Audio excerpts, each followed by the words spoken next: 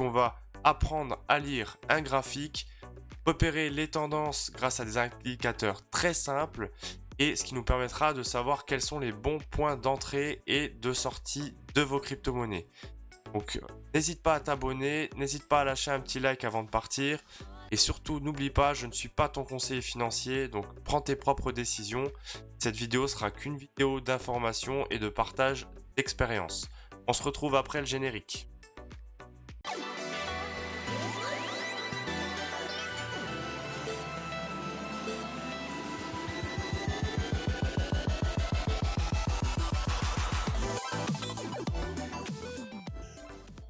Et bienvenue sur Crypto Basique. Avant de commencer, petit topo sur la chaîne.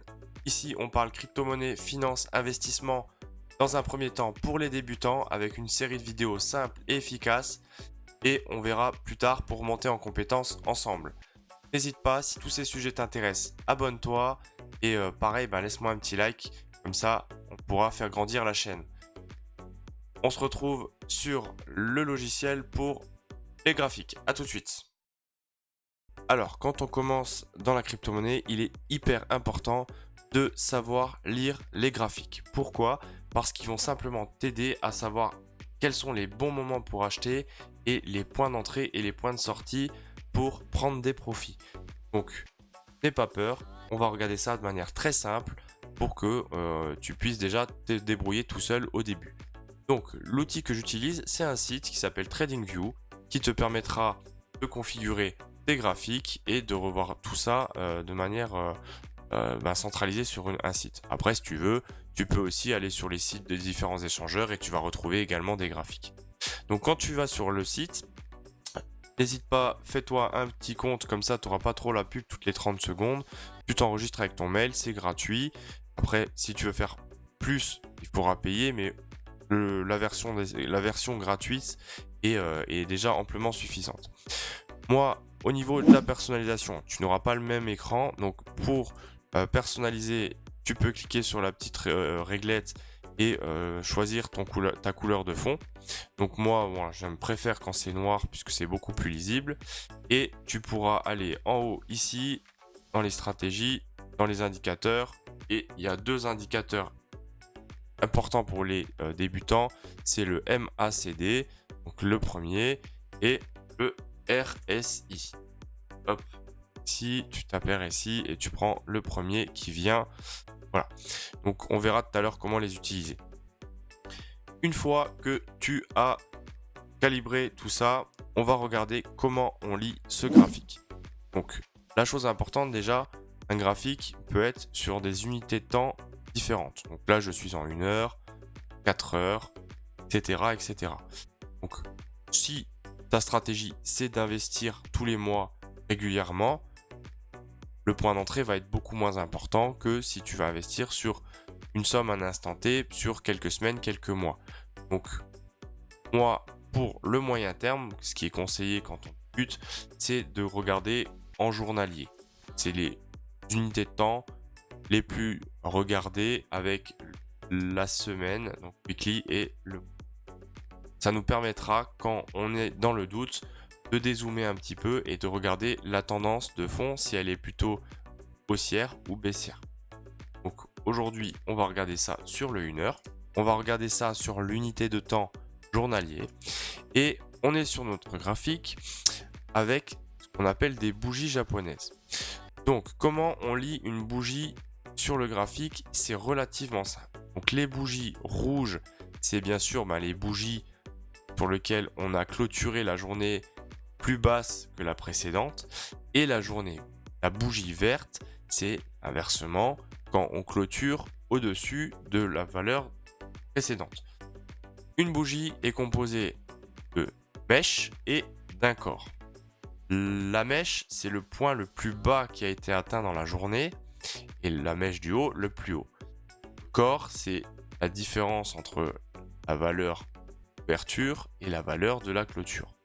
Donc vous voyez, sur cette bougie-là, on a quand même une amplitude qui est relativement importante puisque sur une journée, on est passé de 53 000, on est monté jusqu'à à peu près 54 000, on est redescendu jusqu'à 42 000 et on a fini la journée à 49 000 euros.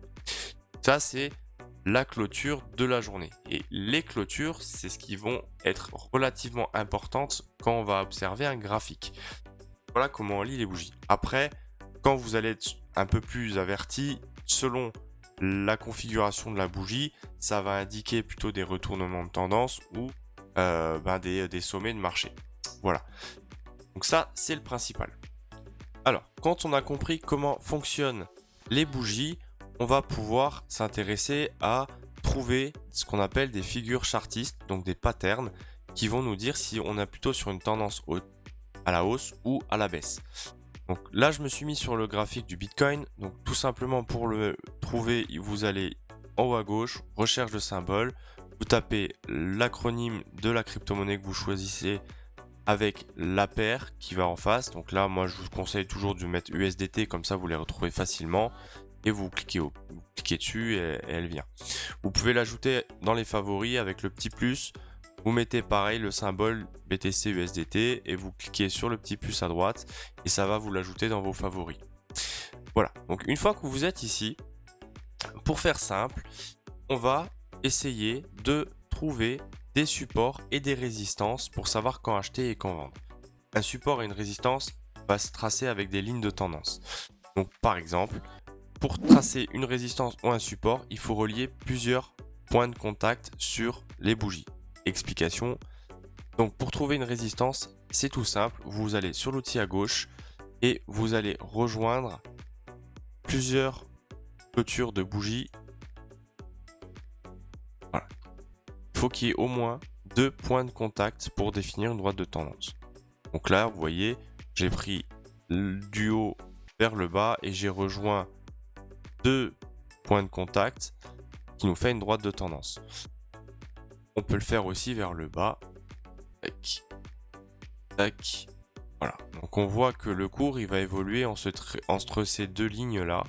Donc on a vers le haut une résistance puisque quand le cours va aller buter contre, soit elle traverse, soit elle est rejetée et elle viendra à un moment donné buter contre le support pour rebondir, etc., etc. Et le but, c'est de trouver des figures chartistes avec ces lignes de tendance. Donc pour les trouver, vous allez sur Google, vous tapez pattern chartisme ou figure chartiste et vous allez avoir différentes figures qui ont plutôt des tendances haussières ou tendances baissières quand on les voit et c'est souvent fait avec des lignes de tendance, résistance et support. Voilà pour définir une droite de support. Donc quand on dézoome un petit peu, on voit que là le Bitcoin par exemple, ça fait quelques jours où il est plutôt en tendance baissière et cette tendance va s'inverser quand à un moment donné le cours va casser une résistance pour aller chercher de nouveaux sommets. Donc là, il faut attendre une confirmation que le cours nous fasse bien une clôture au-dessus de cette ligne de tendance. Et ce qui est souvent fréquent, c'est ce qu'on appelle des pullbacks, donc des retests de cette ligne de résistance qui devient support. Après, le cours rebondit dessus et il évolue, etc. Quand il va venir à un moment donné chatouiller les anciens plus hauts, j'ai tracé sur le graphique une ligne de résistance qui est entre le point de contact du premier sommet historique et deuxième. Donc à un moment donné, si le Bitcoin arrive de nouveau à ces niveaux-là, il faudra faire attention parce qu'il y aura un risque fort de rejet ou alors tout simplement il le passe. Donc là on a une façon simple de savoir si on va plutôt acheter ou vendre, à quel moment, etc. Vous voyez cette ligne de tendance là, on peut la tracer sur les indicateurs plus bas. Alors petit focus rapide sur les deux indicateurs du bas qui vont plutôt nous dire quand acheter aussi, quand vendre en fonction de là où on est.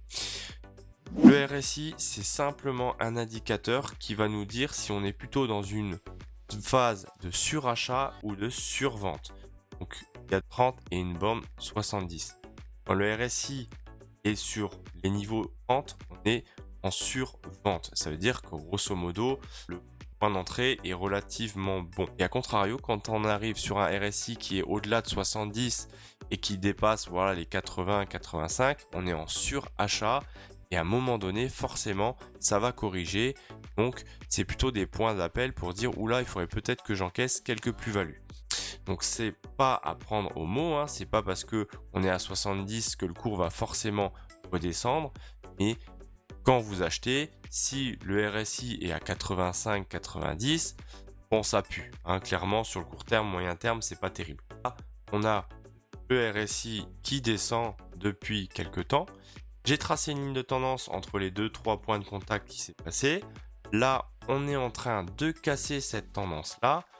C'est plutôt bon signe parce que derrière, la dernière fois qu'on a cassé une ligne de tendance de RSI sur du long terme, c'était après la première correction du mois de mai, je crois que c'était le mois de mai, ouais, mois de mai de l'année dernière, où on est venu là. Dès qu'on a cassé cette ligne de tendance là, on est reparti sur une nouvelle tendance haussière, où voilà, dans la foulée, on a fait un plus 100% sur le Bitcoin. Voilà, donc ça, le RSI, tout simplement, ce qu'il faut retenir que c'est un indicateur qui va plutôt nous définir si on est en surachat ou en survente de la valeur. Le MACD, c'est un indicateur qui va nous montrer si on a plutôt une force acheteuse ou une force vendeuse. Donc les bâtonnets correspondent au volume vendeur, les bâtonnets verts au acheteur. Et l'idéal pour avoir des points d'entrée optimum, c'est d'avoir une figure qui est en train d'être cassée, un RSI qui est assez bas et qui est plutôt au-dessus de 30, et surtout un MACD qui passe en volume acheteur avec ce qu'on appelle un croisement bullish ou bearish. Le bullish, ça veut dire que ça va dans le sens de la hausse, et le bearish, c'est dans le marché baissier. Je vais zoomer pour qu'on puisse voir un peu plus clair. Le croisement bullish, c'est tout simplement quand la force acheteuse en rouge est épuisée et que les acheteurs reprennent la main. Voilà. Et plus on va être sur un croisement fort, plus la montée va être importante. Donc ça, le MACD, c'est à prendre avec des pincettes. Voilà, l'idéal, c'est quand même de toujours prendre des unités de temps plus longues pour avoir la tendance moyen terme. Donc vous voyez, là, je me suis mis en semaine. On est encore sur des grosses forces vendeuses. À mon sens, on va encore avoir peut-être 2-3 semaines de vente et à un moment donné, les acheteurs vont reprendre la main. Quand on aura le croisement en pli, là, ça peut être un très bon point d'entrée. Voilà. Donc ça, c'est à suivre. Pour résumer aujourd'hui, on a vu comment on lit les bougies, donc avec le corps et les mèches. On a appris à tracer des droites de tendance pour repérer quels sont les supports et les résistances. On a vu le RSI comme indicateur simple, mais qui nous permet de savoir si la valeur est plutôt en surachat ou en survente. Et le MACD qui permettra de savoir si on est plutôt sur des volumes vendeurs ou des volumes acheteurs. Quand il y a un croisement de ces lignes, on est plutôt sur un signal assez important. Voilà, j'espère que la vidéo vous aura plu, qu'elle vous sera utile pour commencer à vous former. N'hésitez pas à me laisser des commentaires, à liker. Nous, on se retrouve la semaine prochaine pour une autre vidéo. En attendant, soyez prudents et à bientôt.